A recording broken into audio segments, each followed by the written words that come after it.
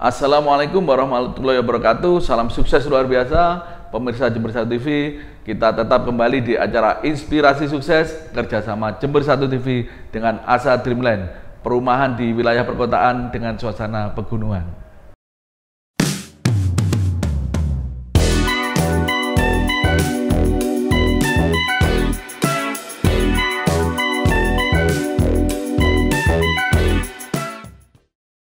Ya pemirsa, jadi kita tetap di acara Inspirasi Sukses dengan menghadirkan sosok-sosok tokoh-tokoh yang inspiratif dengan proses karirnya, ya proses mungkin kalau yang bisnisnya. Dan hari ini kita kedatangan sosok yang sangat luar biasa.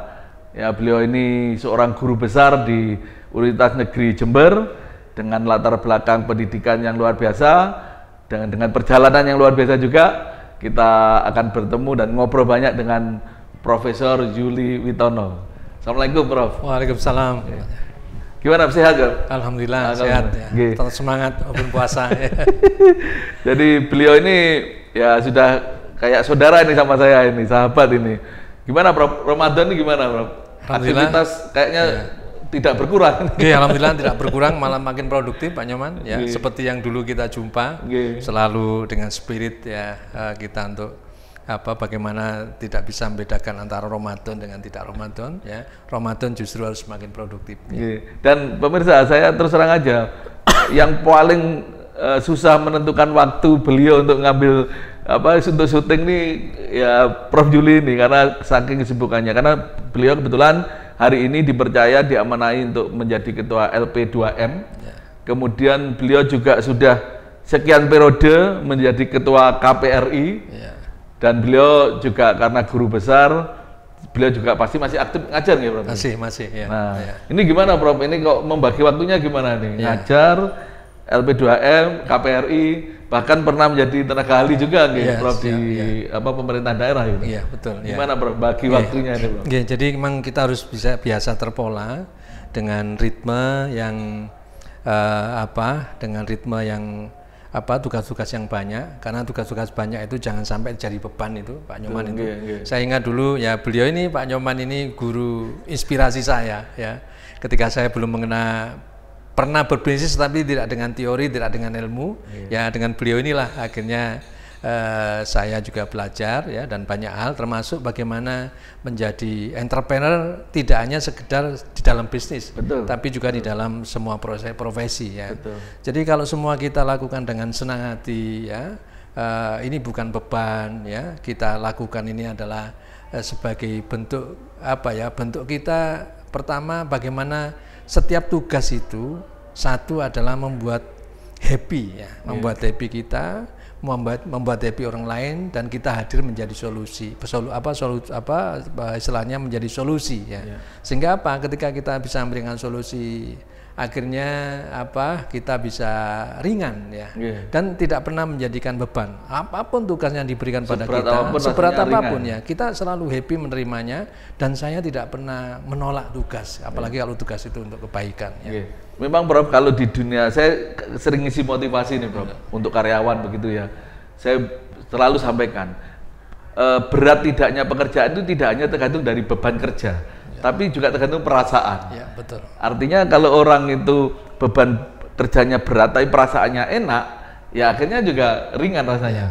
Tapi pekerjaan yang ringan pun kalau perasaannya lagi kecewa, lagi dongkol, ya rasanya berat. Nah, ini ternyata Prof, Prof juga mendesain hati ini ya. Mendesain pikiran dan hati. Sehingga seberat apapun ringan. Betul Pak Nyoman ya. Jadi bagaimana kita memanage kolbu istilahnya memanage hati terhadap berbagai macam tugas, terhadap berbagai macam problem, bahkan terhadap berbagai macam hal-hal yang menguras emosi. Nah, ini yang memang tentu kita perlu terus berikhtiar ya, untuk bagaimana semua itu kita harus tanggapi dengan ikhlas ya, kemudian harus menyenangkan. Jadi saya di tempat-tempat kerja kami, misalnya di LP2M, kemudian juga di Koperasi KPRI Jember ya, dan di beberapa tempat di mana kami ditugaskan, yang pertama kami lakukan adalah bagaimana membuat iklim kerja itu nyaman. Karena ketika kita bertugas disitulah menjadi rumah kedua, bahkan bisa jadi rumah pertama. Karena apa? Bisa jadi lebih banyak waktu di sana. Nah, sehingga kita harus menciptakan suasana hati-hati yang ada di dalam itu menjadi nyaman. Ya nyaman dari sisi termasuk physically ya, jadi tempat juga harus dibuat sedemikian rupa sehingga tidak semrawut ya, bagi kita yang layoutnya juga harusnya nyaman mungkin. Kemudian suasana hati harus senyaman mungkin. Jadi kami di dalam menentukan target tidak pernah istilahnya mempressure dengan tekanan fisik ya, lalu dengan tekanan psikis juga tidak ya. Jadi kami hanya membangun komunikasi seperti yang juga Pak Nyoman dulu sering sampaikan, bagaimana kita melakukan manajemen partisipatif ya, bahwa ide itu tidak selamanya harus dari kita. Jadi ide digali, dilahirkan dari mereka.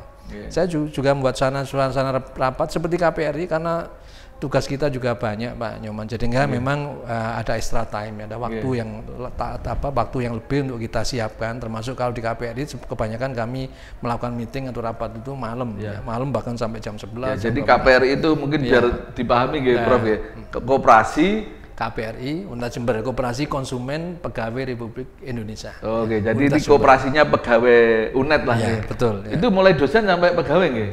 Dosen atau dosen aja? Dosen dan tendik ya, seluruh termasuk yang PNS maupun yang non PNS ya, yaitu bisa menjadi anggota. Oke, jadi beliau ini ketua KPRI berapa periode itu, Prof? Alhamdulillah sudah ini periode ketiga ya. Kemudian LP2M, Lembaga Pengabdian Masyarakat. Lembaga Penelitian dan Pengabdian Masyarakat. Pengabdian Masyarakat itu 2 periode nggih. Ini masih 1 periode ya. 1 periode? Ya, periode pertama Mas. Oh gitu. Ya. Nah, pemirsa, jadi beliau ini benar-benar menerapkan kepemimpinan yang benar-benar bagus ya, karena beliau ini memimpin lembaga, 2 lembaga yang sebelumnya pengalaman beliau juga dulu ya menjadi PD3, kemudian menjadi dekan FTP UNED.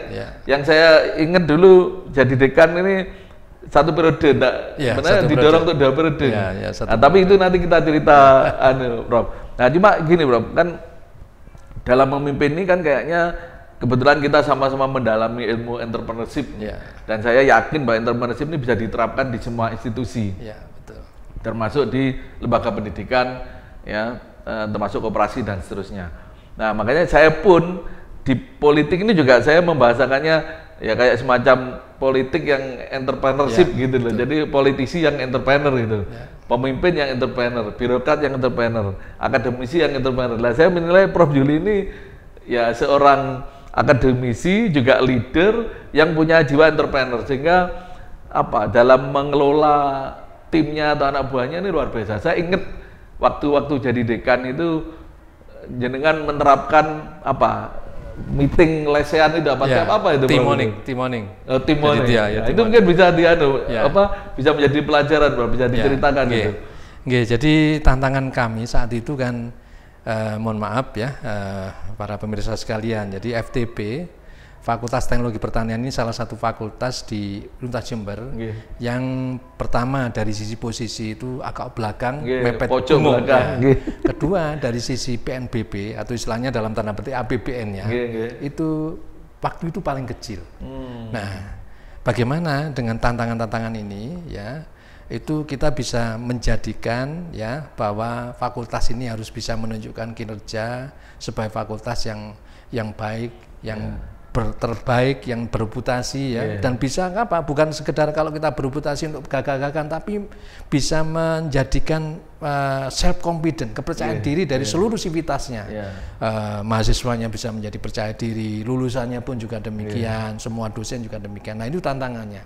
Sehingga apa yang kita lakukan? Jadi karena mindset entrepreneur itu sudah tertanam dalam jiwa saya. Jadi bagaimana dengan dana yang kecil, tapi kita tetap produktif.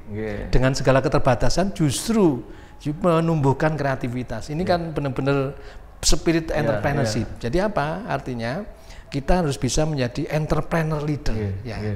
Entrepreneur leader akan berbeda hasilnya kalau kita hanya sekedar pure leader. Betul. Pure leader itu hanya sekedar gelundung lah ya, datang hanya berencana normatif, formalitas gitu. Nah, maka harus ada terobosan-terobosan, cara-cara Karena apa? Kalau kita melakukan langkah yang biasa, pasti hasilnya biasa. Saya ingat itu jenengan ya. Kalau kita melakukan langkah yang luar biasa, pasti hasilnya akan luar biasa. Maka dari itu ya kita lakukan misalnya bagaimana dalam membangun partisipasi, rasa memiliki dari seluruh sivitas, rasa bangga, andar beni dari seluruh sivitas itu penting. Kalau mereka tidak ada rasa memiliki, pasti spirit untuk bisa produktif juga akan rendah. Itu yang penting. Makanya saya mencoba melakukan pola kepemimpinan ini yang kira-kira saya harus membangun sistem kepemimpinan yang egaliter ya.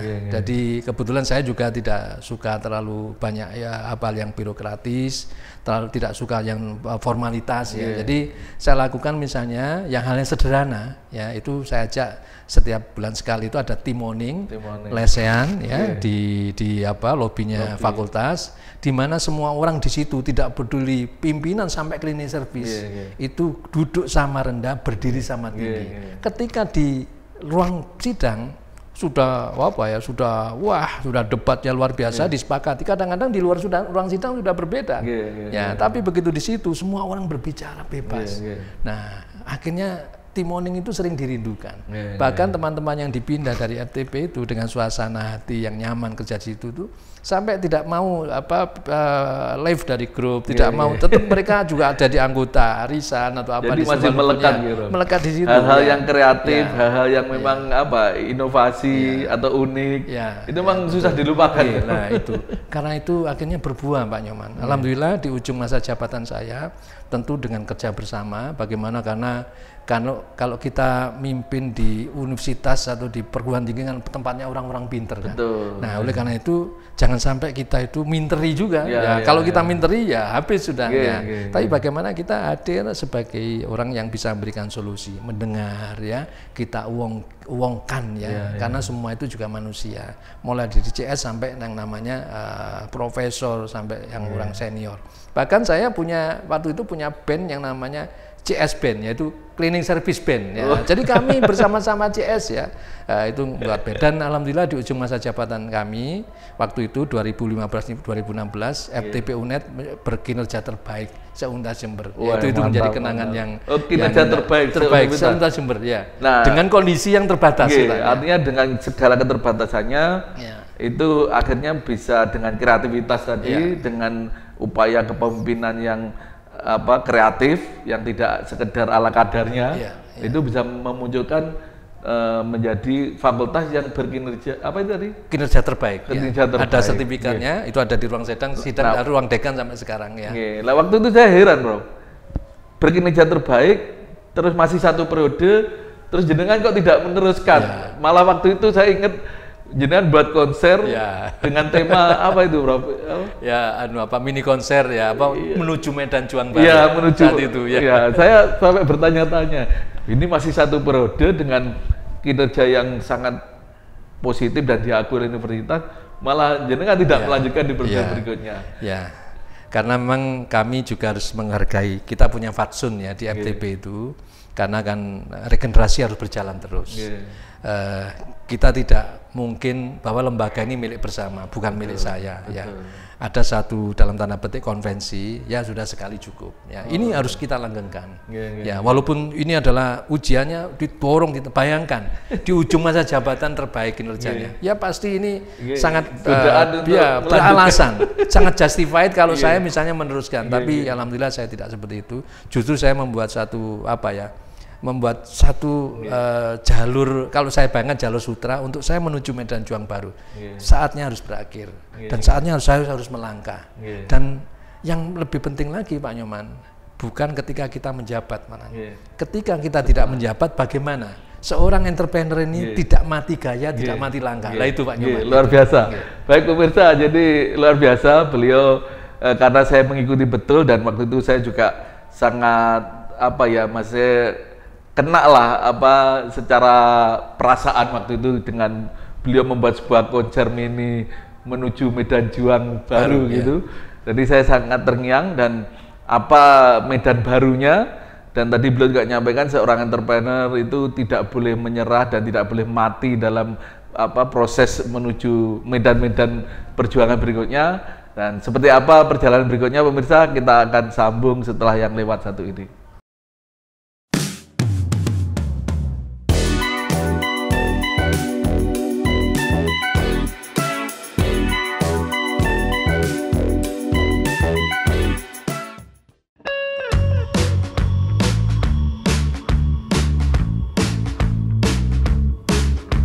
Bingung cari perumahan murah di lokasi strategis sekitar pusat kota Jember? Asa Dreamland bisa menjadi solusi keinginan Anda.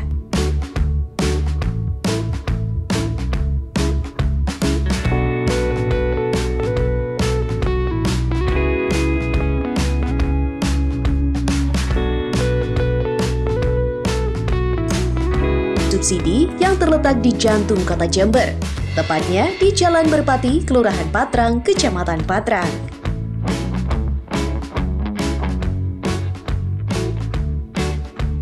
Asa Dreamland menyediakan fasilitas yang lengkap dengan desain modern dan terkemuka. Kami menggabungkan konsep modern dan luxury untuk menciptakan desain yang indah agar menjadi rumah terbaik impian keluarga Anda. Setiap ruangan dan side plan didesain dengan sangat teliti sehingga menciptakan gaya hidup yang praktis, nyaman, dan asri. Layanan terbaik dari kami selalu siap memenuhi kebutuhan dan preferensi kualitas hunian Anda.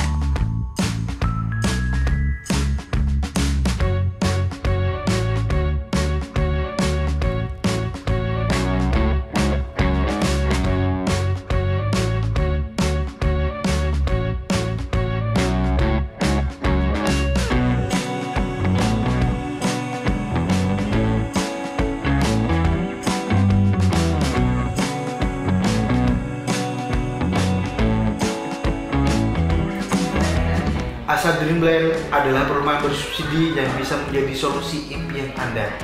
Dengan lokasi yang strategis, cukup 9 menit saja bisa menuju ke lokasi alun-alun Jember. Asa Dreamland dikelilingi oleh fasilitas yang memadai. Dengan adanya one gate system, dengan adanya fasilitas keamanan 24 jam, serta desain yang modern, menjadikan rumah impian Anda menjadi lebih baik.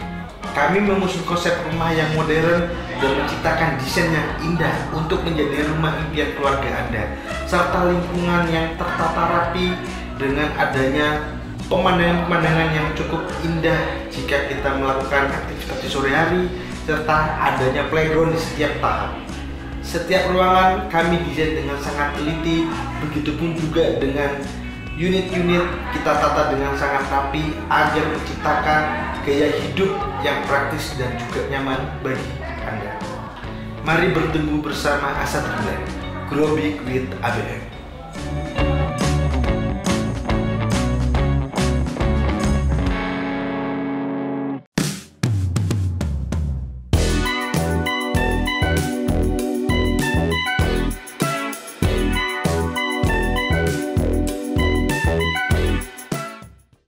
Baik pemirsa, kita lanjut lagi tetap di acara Inspirasi Sukses kerjasama Jember 1 TV dengan Asa Dreamland, perumahan di wilayah perkotaan dengan suasana pegunungan, dan tetap bersama orang yang sangat luar biasa, Profesor Yuli Witono, sahabat saya ini.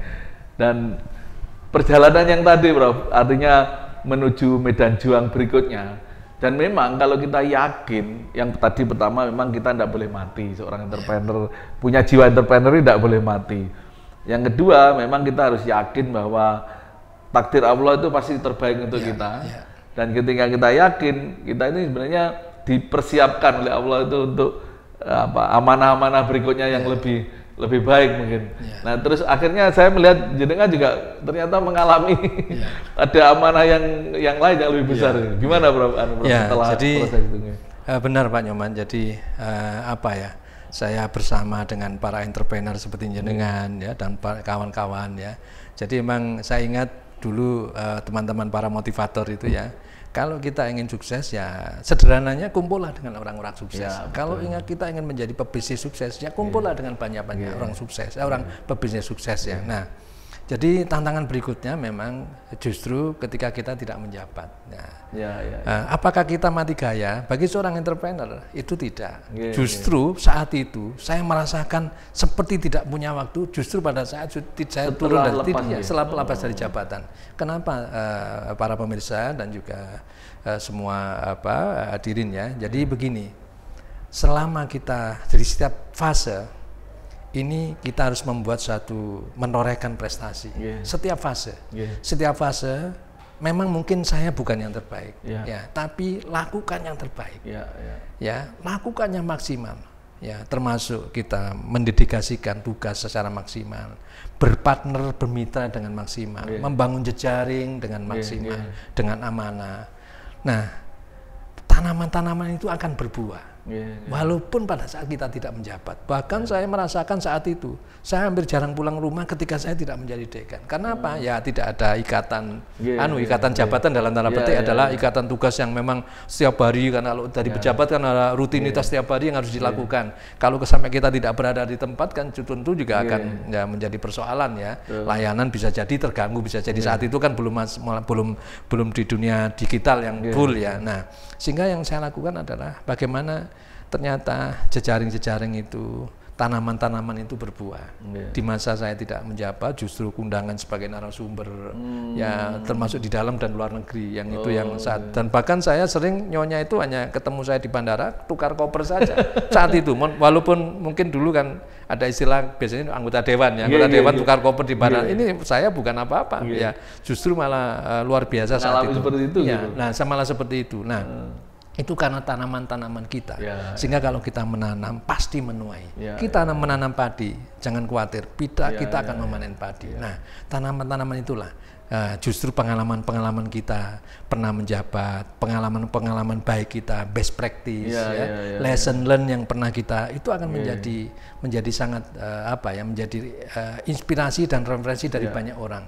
Ya, termasuk bagaimana kita membangun jejaring, ya, hubungan pertemanan. Ini jangan sampai kita kita jangan pernah berhenti untuk berteman. Tiap hari harus pernah berteman. Ya.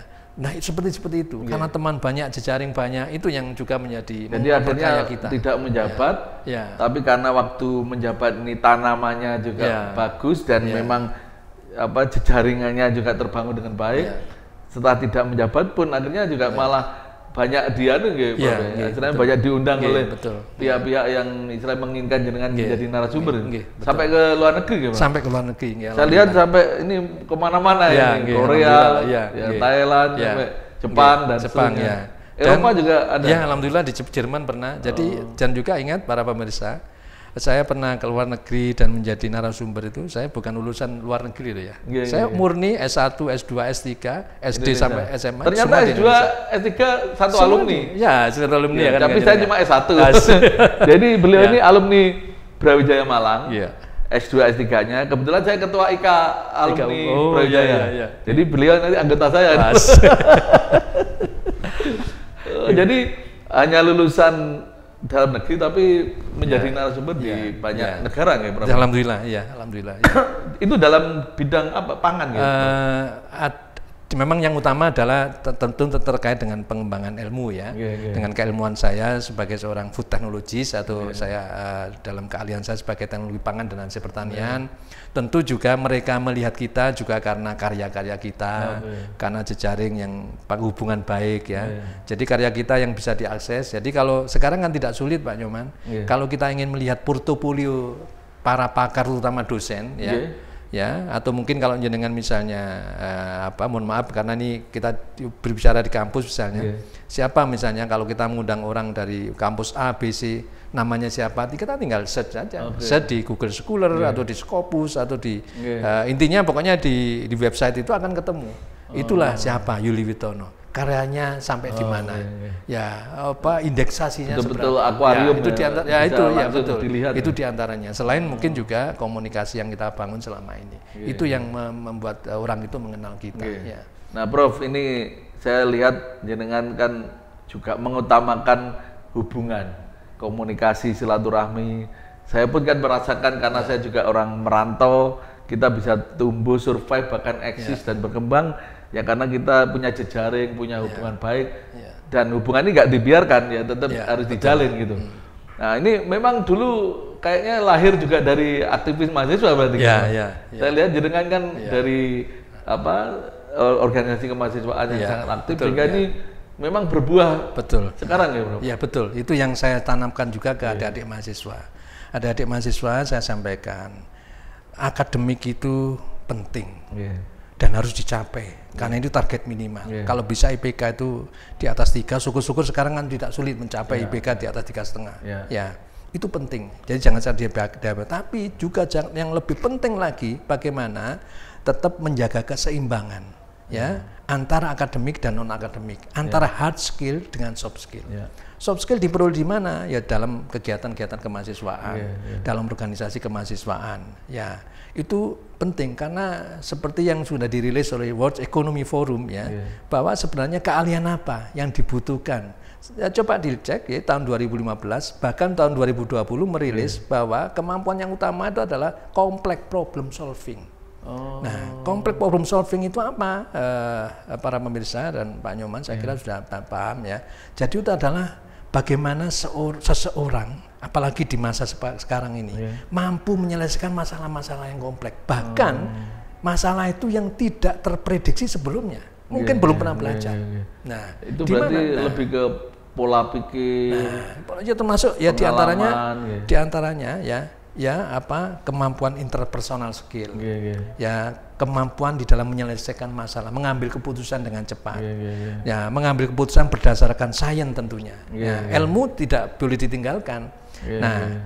Seperti kemampuan kognitif perlu, tapi itu bukan satu-satunya. Jadi kalau kita mengejar IPK saja, itu menurut saya itu perlu kita luruskan ya. Ya itu penting ya, tapi jangan sampai kita 4 tahun, 3 tahun setengah itu hanya kita pertaruhkan. Hidup kita sebagai mahasiswa hanya sekedar mengejar IPK. Kemampuan problem solving itu termasuk ketika kita bisa membangun komunikasi dengan orang yang bisa membantu kita. Betul. Ya, misalnya Pak Nyoman nanti sebagai tim ahli Bupati Jember, kan masalahnya kan tidak hanya sekedar persoalan misalnya bisnis, tapi bisa jadi persoalan kesehatan, persoalan sosial. Bisa jadi Pak Nyoman memang mungkin di bidang tertentu, tapi kan ketika kita berbicara, ketika kita berdiskusi kan itu lintas disiplin. Disitulah para pemirsa sekalian, itu kemampuan itu dibutuhkan. Pertama menyerap, menghargai orang. Terus bagaimana rentetan dari setiap gejala itu yang kita akan jadikan sebagai dasar mengambil keputusan. Dan ketika ada masalah kompleks bagaimana kita menyelesaikannya. Kan tentu tidak boleh kita menyerah kan. Ya, misalnya sekarang apalagi dengan era Merdeka Belajar, sebenarnya secara tujuannya bagus. Merdeka Belajar, kampus merdeka, di mana mahasiswa itu atau ruang belajar itu harus seluas-luasnya. Agar mahasiswa tidak hanya sekedar belajar di prodi itu saja, tapi juga belajar di tempat lain. Ya walaupun nanti di era baru ini diterjemahkan dengan bentuk lain, mungkin tidak MPKM lagi, tapi bagaimana spiritnya mahasiswa itu harus juga mempelajari hal-hal yang terkait atau aspek-aspek yang terkait lainnya dalam rangka memang di dalam kehidupan kita tidak akan normatif saja, tidak akan normal-normal saja. Makanya Prof. Rena Kasali itu sampai menyampaikan begini, Anda pinter itu tidak cukup membuat Anda sukses. Kalau tidak diimbangi dengan kemampuan untuk human relation, kemampuan untuk bisa berkomunikasi dan mempengaruhi orang lain kan gitu. Itu setuju kayaknya? Iya, saya setuju sekali itu. Sampai Rena Kasali itu ngomong, saya ini bukan orang pinter. Saya hanya karena kita punya kemampuan untuk bisa berkomunikasi dengan banyak orang, itu yang akhirnya mendorong saya bisa seperti sukses seperti ini. Ini istilahnya kata-kata beliau ini yang sering dianu di YouTube itu. Nah kemudian Prof, artinya dari komunikasi, dari kemampuan dibangun, karena saya pribadi merasa kemampuan mungkin terbesar saya itu di situ, Bro. Bagaimana berkomunikasi dan mempengaruhi orang. Nah itu kan ternyata basic dari leadership, basic dari bisnis, basic dari kalau orang bilang mungkin berdakwah misalkan, kan intinya kan mempengaruhi orang, memimpin, berdagang itu kan juga mempengaruhi orang intinya. Kalau menurut Prof Yudi gimana? Ya betul, Man. Ya jadi kan kita tidak akan pernah hidup sendiri. sehebat-hebatnya kita sebagai manusia yang taruhlah kita ini orang yang punya IQ sangat tinggi, tetap akan bergantung dan membutuhkan orang lain. Apalagi saat ini adalah kita dihadapkan dengan dunia yang mohon maaf penuh ketidakpastian dari berbagai aspek ekonomi dan seterusnya. Kemudian juga kekuatan energi itu akan besar kalau kita itu berkolaborasi. Kita berkolaborasi tentu juga tidak. Ya, saya katakan kolaborasi itu gampang-gampang susah juga. Apa sekedar yang dimaksud tentu bukan hanya sekedar berteman, grup gitu bukan, tapi bagaimana membuat kolaborasi kita itu sinergis, produktif, ada semacam kesetaraan di situ. Di situ ada suasana saling membutuhkan, ya. Dan yang lebih penting lagi, tidak hanya hadir pada saat kita butuh, jangan sampai itu. Nah, kalau kita berteman hanya saat butuh, nah ini yang tentu akan menjadi catatan bagi orang. Nah, saya itu terus terang, Prof, secara pribadi itu ya sering terkaget-kaget jenengan kan, artinya setelah dekan itu kan jenengan ya mungkin banyak tadi keluar, terus kemudian ada LP2M, kemudian tadi ada KPRI, kemudian ada ketua tim ahli waktu di pemerintah daerah. Saya sampai berpikir, ini jimat apa yang dipakai? Jimatnya apa ini kok? Maksudnya ini kan mohon maaf, kalau di kampus itu kan juga ada sisi sisi politisnya kampus lah, Prof, untuk menjabat posisi tertentu. Mohon maaf, di pemerintah daerah kan juga ada unsur sisi politisnya. Ya, kalau di KPRI saya juga kan di tengah-tengah ribuan orang, tapi jenengan muncul di situ sebagai ketua, bahkan bertahan. Nah, ini jimatnya, jimatnya apa nih, Bro, ini? Istilahnya kalau dalam spirit kita itu gini ya, Pak Nyoman. Jadi success with science and sincerity. Jadi artinya sukses kita itu dengan ilmu dan ketulus ikhlasan kita. Ketulus ikhlasan itu sangat penting. Jadi begini, sudah saya state di dalam pengukuhan guru besar saya, mungkin kalau Pak Nyoman pernah mendapat bukunya itu, di bagian akhir saya sampaikan begini. Orang kuat itu akan orang bodoh pasti akan kalah dengan orang pinter. Orang kuat ya juga akan kalah dengan orang pinter. Ya. Orang pinter atau orang cerdas itu ternyata bisa kalah dengan orang hebat. Tapi orang hebat akan kalah dengan orang ikhlas. Dan itu sudah kami buktikan dalam perjalanan itu. Banyak di tengah-tengah kami, banyak di antara kami, di antara atmosfer kami itu berjalan menuju cita-cita karir saya sampai sejauh ini, itu banyak orang-orang yang saya akui jauh lebih hebat. Nah, dan ada unsur perebutan enggak, Bang? Perebutan sih menurut saya tidak. Tidak terlalu. Sebenarnya kalau dalam bahasa saya bukan perebutan, tapi bagaimana di dalam perjalanan ini kita harus hadir menjadi orang-orang yang selalu sincerity, jadi dengan ketulus ikhlasan, berteman dengan tulus ikhlas, memberi dengan tulus ikhlas. Jangan sampai ketika mau masa-masa pemilihan dekan hadir menjadi baik, tiba-tiba mendadak baik, akan jadi catatan. Jangan ya. Jadi kalau ada sesuatu kepentingan, proses ini tetap tulus, tetap ada kepentingan baru mendadak baik. Banyak orang-orang kadang-kadang, ya nggak banyak sih, ada yang di antara orang itu yang dia mendadak baik, mendadak tulus, kan nggak bisa begitu. Nah, itu akan menjadi catatan. Bahkan kalau dalam politik pencitraan itu. Seperti itulah. Nah, karena juga kadang-kadang kawan-kawan itu menyepelekan kehadiran orang-orang yang levelnya di bawah kita. Jangan salah, saya di entrepreneur juga jangan pernah ajari. Suatu saat hidup kita itu yang menolong bukan orang di atas kita. Bahkan bisa jadi yang menolong itu orang levelnya di bawah kita. Maka dari itu, kalau kita tidak tulus ikhlas, ya kadang-kadang saya ketika perlu ada orang kecil, ya mohon maaf, yang orang itu sebenarnya secara ekonomi benar-benar jauh di bawah saya, tapi pada saat saya sedang ada masalah, sedang jatuh, malah orang itu hadir mengulurkan tangan. Saya sampai heran, ya Allah, ternyata ya itu saya heran, kenapa kamu kok begitu? Iya Mas, sampean biyen tahu ngene. Waduh Mas, aku selalu ya begitulah, makanya. Jadi itu juga termasuk tadi tanaman yang juga tanaman, Prof Yuli sampaikan. Jadi pemirsa luar biasa, jadi the power of ikhlas ini ya. Jadi beliau ini ternyata tidak dalam rangka berpolitik ya di kampus, juga mungkin di organisasi seperti KPRI ya, yang saya tadi sempat menggambarkan adanya sebuah perebutan atau pertarungan, tapi sebenarnya tidak ke arah sana ya. Tapi di situ memang ada arus yang lahir dari keikhlasan sehingga arus itu muncul dan memang itu menjadi sebuah amanah ke beliau di berbagai organisasi yang sekarang sedang diemban. Baik pemirsa, ini luar biasa dan banyak pelajaran yang bisa kita ambil. Nanti kita akan lanjut lagi dengan pelajaran-pelajaran berikutnya setelah yang lewat satu ini.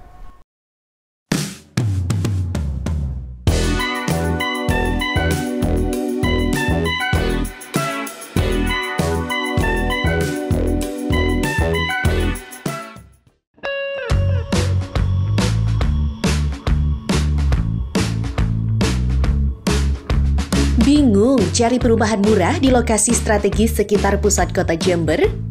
Asa Dreamland bisa menjadi solusi keinginan Anda.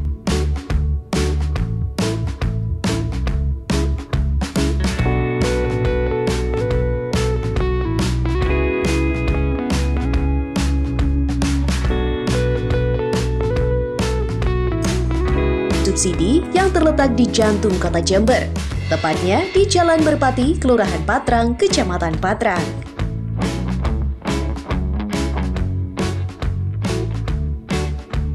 Asa Dreamland menyediakan fasilitas yang lengkap dengan desain modern dan terkemuka.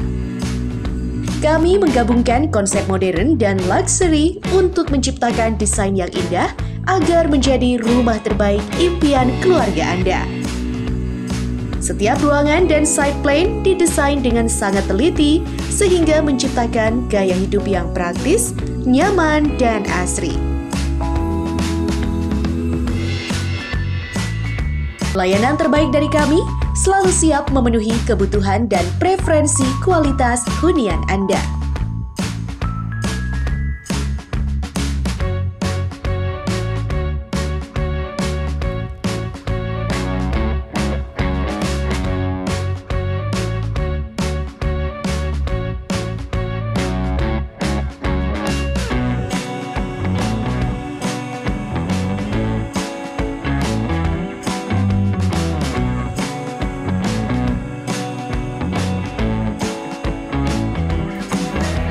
Asa Dreamland adalah perumahan bersubsidi yang bisa menjadi solusi impian Anda.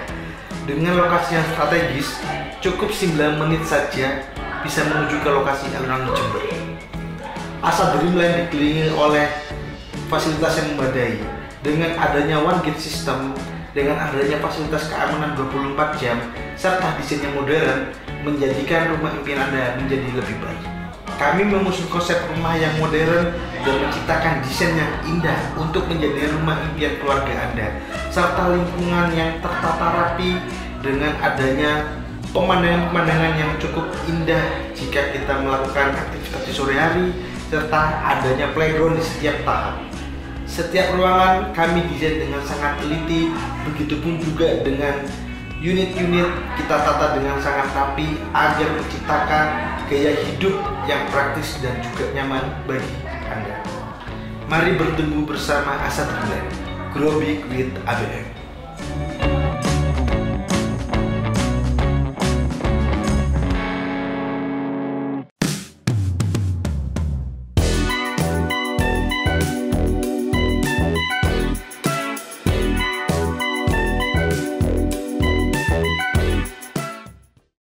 Baik pemirsa, kita tidak terasa tiba pada sesi terakhir tetap di acara Inspirasi Sukses kerjasama Jember 1 TV dengan Asa Dreamland, perumahan di wilayah perkotaan dengan suasana pegunungan.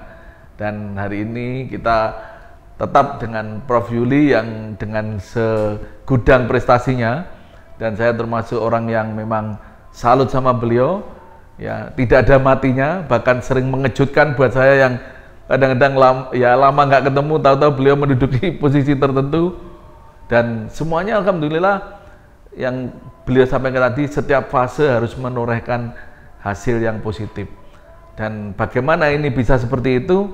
Ini, monggo Prof. Yeah. Kok bisa setiap fase, setiap objek yang memang diamanai bisa menghasilkan keberhasilan?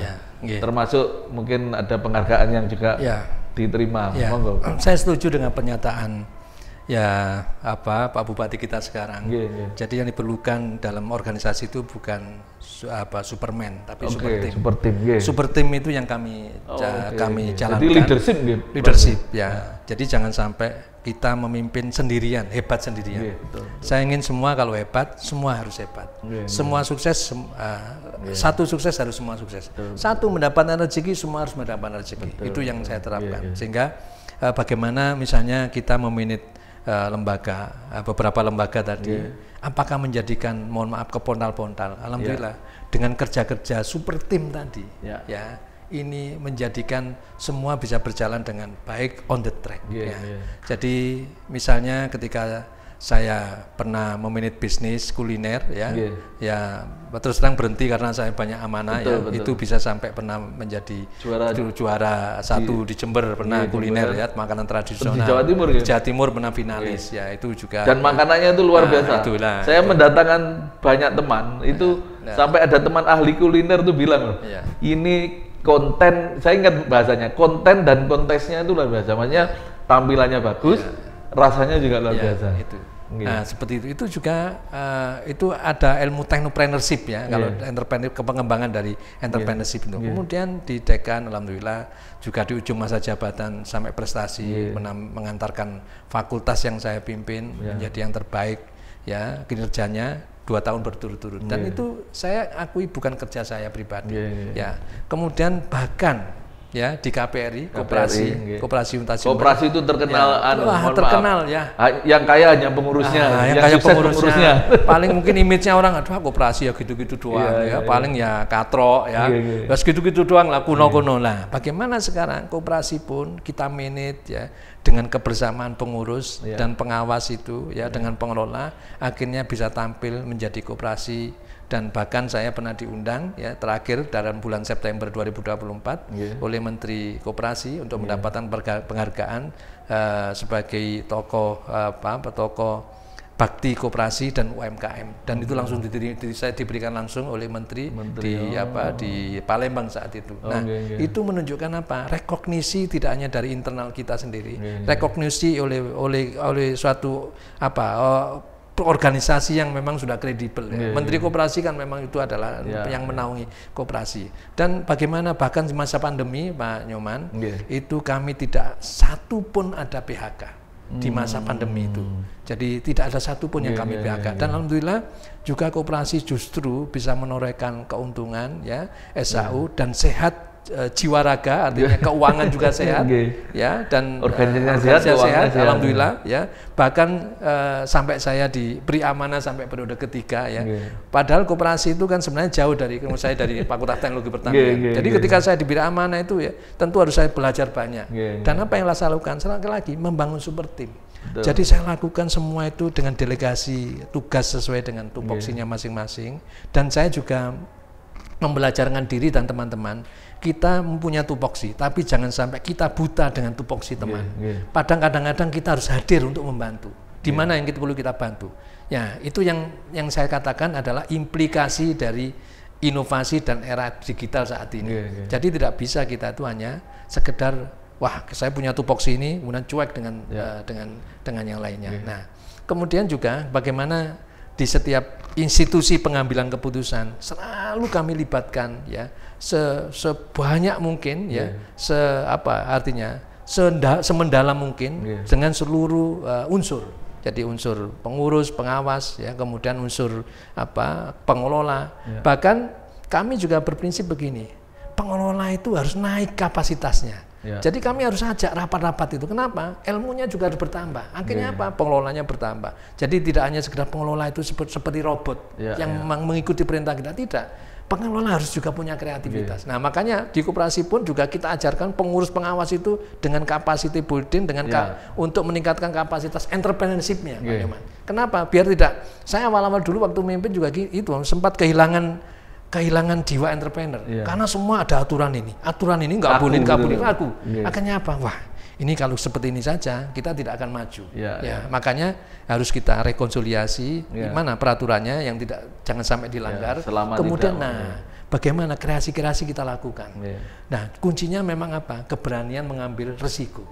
Ketika leader itu punya keberanian mengambil resiko, maka insya Allah semua tim kita itu akan tenang ya, akan merasa mereka punya kepercayaan diri mengambil keputusan. Keputusan terburuk pun. Dan itu ternyata, Prof, di daerah-daerah yang maju berkembang, pemerintahan daerah itu memang juga pemimpinnya juga harus punya jiwa-jiwa entrepreneurship juga kan, Prof. Ternyata punya daya kreasi, keberanian mengambil keputusan, punya visi. Artinya ilmu yang kita pelajari di entrepreneurship ini ternyata benar-benar memang manfaatnya besar, termasuk di institusi apapun, termasuk di pemerintahan. Ya saya lihat daerah-daerah yang berhasil ya karena daerah-daerah yang penuh inovasi, termasuk Pak Jokowi ini juga munculnya kan juga karena kreativitas beliau gitu, Bro. Nah, ini teman-teman sekalian, jadi beliau ini tadi bagaimana tidak kacau mengatur berbagai organisasi yang beliau pegang. Dan yang saya tahu dan ini utama termasuk di keluarga, Bro. Jadi Prof Yuli ini di samping urusannya banyak dan besar-besar, tapi ternyata alhamdulillah urusan keluarga juga tidak terlantar. Jadi putra beliau yang pertama, Bro. Pertama ini sekarang di Universitas Pertahanan gitu. Yang kedua itu. Oh, yang kedua. Yang pertama yang pertama alhamdulillah sudah dikukuhkan jadi dokter. Yang pertama sudah lulus, Bro? Sudah lulus. Oh, jadi putra beliau yang pertama dokter, yang kedua? Kedua ini juga alhamdulillah jadi di Fakultas Kedokteran Militer Universitas Pertahanan. Di Jakarta. Di mana Sentul, Bogor ya. Bogor. Dan itu beasiswa semua. Beasiswa full beasiswa semua ya. Tidak menyangka saya juga. Karena saya dari itu mulai anak. Saya terkejut juga ini, nggak tahu kabarnya, tahu-tahu ada yang di sana gitu. Ya, alhamdulillah hari ini tadi Pak Nyoman, alhamdulillah nggak menyangka anak saya yang ketiga diterima sesuai impiannya di MAN 2 Malang, MAN 2 Kota Malang. Itu itu impian nasional tuh. MAN 2 Malang, Jalan Bandung gitu. Iya, betul ya. Itu ini, Bro, ini juga apakah resep-resep tadi yang keikhlasan dan lain-lain, menata waktu dan selalu bekerja ikhlas dan bertekad untuk selalu menorehkan hal positif dalam setiap fase, termasuk di keluarga ini juga luar biasa ini. Ini kan istilahnya impian semua orang tua lah. Sudah yang pertama dokter, yang kedua juga dokter, bahkan kuliahnya kedokteran militer. Kedokteran militer di Universitas Pertahanan gratis lagi. Nah, ini tipsnya apa itu yang di keluarga ini? Ya, jadi memang juga spirit kolaborasi itu juga harus dibangun di keluarga, Pak Nyoman. Saya ingat kata-kata jenengan dulu. Mohon maaf ya. Seorang entrepreneur, pebisnis sukses itu mestinya adalah orang yang tidak akan pernah selingkuh. Mohon maaf ini kasarnya. Saya ingat Pak Jenengan, mudah-mudahan masih ingat. Mohon maaf ya, saya bukan menafikan profesi artis ya. Kenapa banyak selingkuh di hidup artis, tapi dimanapun bisa terjadi. Kadang-kadang di pegawai juga bisa terjadi. Tapi kenapa kalau orang sukses, apalagi pengusaha, pasti orang-orang kreatif. Kalau orang kreatif pasti bisa menciptakan suasana keluarga yang juga kreatif. Betul. Ya. Nah, juga spirit kolaborasi harus kita lakukan ya antar istri dengan suami. Bayangkan di tengah kesibukan saya, bagaimana juga kita harus bisa memantau anak-anak kita. Kalau kita tidak kolaborasi dengan istri kita, tentu juga tidak hanya dilepas begitu saja. Anak-anak jari sampean, jalan kan tidak mungkin ya. Nah, tentu adalah apa yang spirit yang saya lakukan dengan istri. Mohon maaf ya para pemirsa, bukan berarti kita riak, mohon maaf sekali lagi. Jadi saya begini dengan istri, apa yang kita punya, jabatan, guru besar, harta, itu bukan masa depan kita, tapi masa depan kita adalah anak-anak kita. Tetap ini kita jalankan dengan penuh amanah, ya. Apapun yang amanah yang diberikan, tugas yang diberikan harus penuh amanah, itu kuncinya. Jangan sampai meninggalkan noda, itu yang harus kita lakukan. Nah, keluarga harus kita jaga karena itulah masa depan kita. Karena di hari tua itu bukan jabatan yang menemani kita, tapi anak-anak kita. Maka anak-anak kita harus juga menjadi anak-anak sukses. Karena tidak sedikit kadang orang-orang tua yang sukses, orang tuanya yang sudah di posisi tinggi, anaknya tidak terurus, tidak sedikit ya. Oleh karena itu yang kami tanamkan. Sehingga apa yang akan saya lakukan. Jadi di tengah kesibukan itu saya harus selalu membersamai anak-anak, hadir bersama. Apalagi sekarang kita ada medsos ya, ada media sosial. Ada saat-saat tertentu anak-anak harus kita ajak mengetahui bagaimana kerjanya bapaknya. Ini loh kerjanya. Pernah kami Pak Nyoman tidur di lab bersama dengan istri dengan anak-anak. Ya waktu saya sedang waktu masih kerjaan di lab itu masih banyak gitu ya. Jadi saya ajak mereka malam itu gimana mereka ya. Jadi di masa-masa ketika di ruang makan, di perjalanan itu adalah quality time. Jadi kalau kita ke perjalanan itu saya benar-benar menikmati. Jadi bukan tidak keburu-buru. Di perjalanan itulah suasana kita membangun harmoni di dalam keluarga. Nah, disitulah tidak sekedar saling pengertian, edukasi ada, percontohan. Nah, terus mendidik dengan uswa istilahnya, dengan contoh itu jauh lebih efektif. Apa yang kita lakukan, anak-anak meniru. Kita bicara kasar, jangan heran kalau anak-anak kita akan berbicara kasar. Kita tidak jujur, jangan heran kalau anak kita juga akan tidak jujur. Apa yang dilakukan orang tua itu sangat-sangat efektif mendidikkan kepada anak kita. Jadi ketika saya, mohon maaf yang sederhana, si kecil itu, saya membuang sampah keliru saja, wah marah sudah. Ketika kita misalnya, ya mohon maaf, karena saya pernah capek ya, capek terus kemudian ada tamu. Terus saya bilang, jangan bilang Dik kalau saya anak ayah nggak ada di rumah. Wah protes, lu hanya di rumah kok bilang nggak ada di rumah. Nah, hal seperti itu ya yang akan mengajarkan. Oleh karena itu jangan sampai anak-anak kita diajari bohong, ya, diajari hal-hal yang tidak baik. Karena akan sangat efektif menurun pada anak-anak kita itu. Nah, sehingga ya kita harus songsong cita-citanya mereka. Ketika mereka cerita, dengarkan. Ya, walaupun secapek apapun dengarkan. Mereka datang menceritakan apa, dengarkan dulu. Jangan sampai kita datang kita marah juga, juga hubungan emosional, hubungan emosi kita dengan anak-anak pasti terputus. Nah Prof, dengan pencapaian yang luar biasa, termasuk tadi putra-putra yang luar biasa, yang terakhir saya juga terkejut juga ini bisa nembus MAN 2 Malang. Ini kan pembicaraan semua teman-teman saya ini di media grup itu, karena sasarannya mesti memang MAN 2 Malang. Nah, dengan pencapaian-pencapaian itu sebenarnya memang selalu diawali keinginan dulu, Prof. Misalkan wah saya nanti harus jadi ini. Apa memang dulu diawali dari Pak Nyoman pernah ngajari saya waktu itu, dan itu yang juga saya ajarkan ke murid-murid saya. Ya, jadi adik-adik, saya pernah punya guru entrepreneur namanya Nyoman Aribowo, saya sampaikan. Jadi kalau kita punya cita-cita, ya ikrarkan cita-cita itu, tulis besar-besar dimanapun, jadi status. Jadi status itu kalau bisa status yang motivatif, saya gitu kan. Termasuk bahkan di lagu Medan Juang Baru itu saya kan juga sampaikan, termasuk dalam berlagu, dalam bernyanyi itu hati-hati. Nah, pemirsa, beliau ini hobinya main gitar dan mencipta lagu dan menyanyi. Saya ini semua alat musik bisa, Bro, tapi tidak bisa kayak jenengan telaten gitu. Beliau luar biasa kalau udah main gitar nih, termasuk waktu show-nya dulu yang mini konser itu beliau tampil dengan lagu ciptaannya. Itu makanya jadi kalau nyanyi hati-hati, cari syair. Kalau nyanyi kan penuh penjiwaan. Jangankan nyanyi Pak Nyoman, saya ingat dulu apa yang terjadi hari ini, apa kata kita, apa yang kemarin, itu saya ingat ketika jenengan pembukaan. Apa yang terjadi besok, apa karena kata kita hari ini.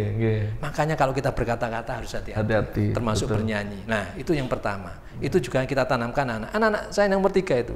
Di statusnya sudah jauh, sudah lama itu statusnya adalah MAN 2 Malang. Ya, mohon maaf.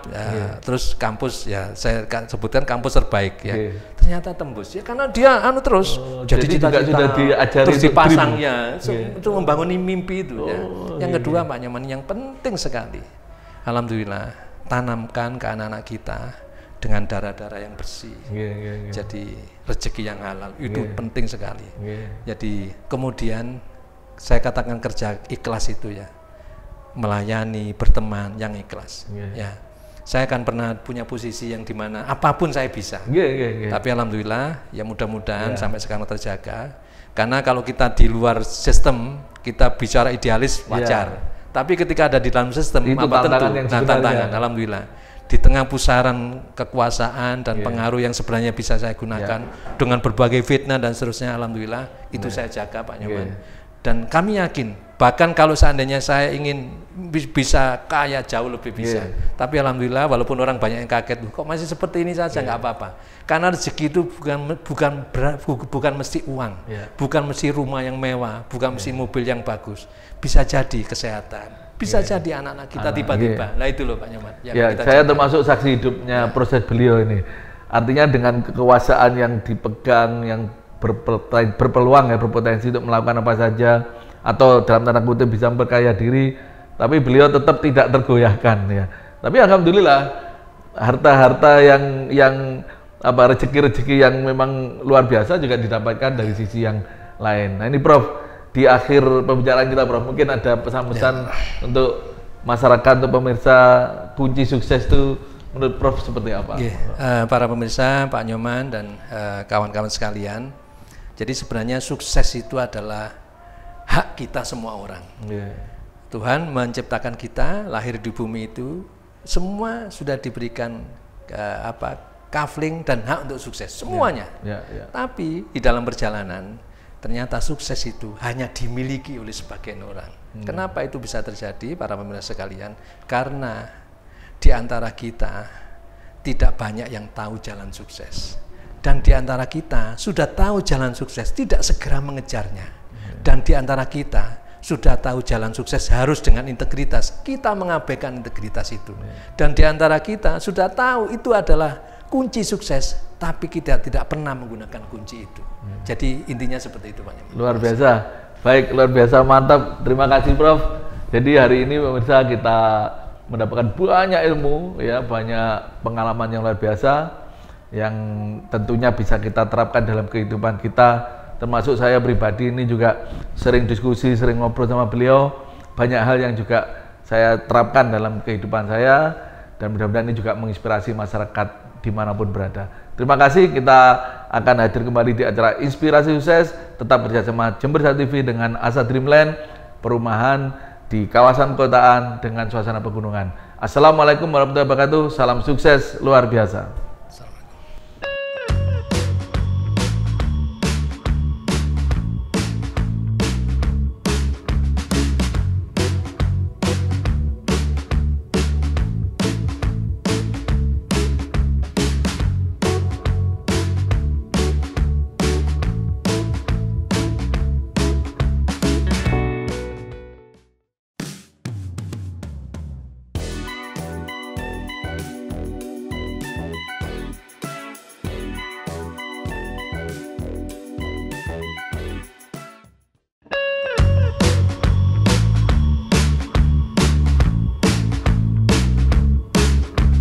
Bingung cari perumahan murah di lokasi strategis sekitar pusat kota Jember? Asa Dreamland bisa menjadi solusi keinginan Anda.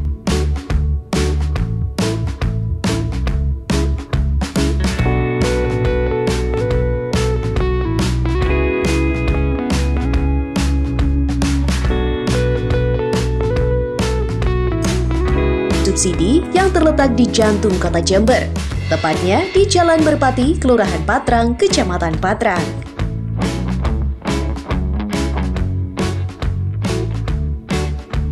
Asa Dreamland menyediakan fasilitas yang lengkap dengan desain modern dan terkemuka. Kami menggabungkan konsep modern dan luxury untuk menciptakan desain yang indah agar menjadi rumah terbaik impian keluarga Anda. Setiap ruangan dan side plan didesain dengan sangat teliti sehingga menciptakan gaya hidup yang praktis, nyaman, dan asri. Layanan terbaik dari kami selalu siap memenuhi kebutuhan dan preferensi kualitas hunian Anda.